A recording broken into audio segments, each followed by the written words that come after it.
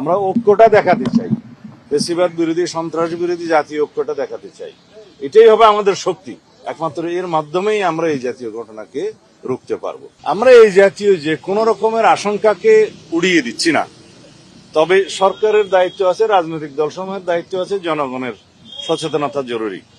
সেই জন্য আমরা বলেছি যে স্বরাষ্ট্র মন্ত্রণালয়, আইন শৃঙ্খলা বাহিনী, যৌথ বাহিনী এবং সরকার, জনগণ, রাজনৈতিক দলসমূহ মিলে ঐক্যবদ্ধভাবে যদি আমরা এগুলোকে মোকাবিলা করি, ইনশাআল্লাহ এই ধরনের ঘটনা আমরা বন্ধ করতে পারবো। কমপক্ষে আমরা এই প্রিকশনারি মেজার্স হিসেবে আগের থেকে আমরা সজাগ হতে পারবো, তাহলে পরেই হবে।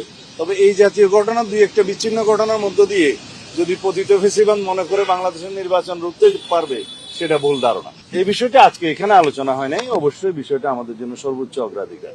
আমরা দলীয়ভাবেও চেষ্টা করব, সরকারকেও আহ্বান জানাবো যাতে ওনার নিরাপত্তা নিশ্চিত করা হয়।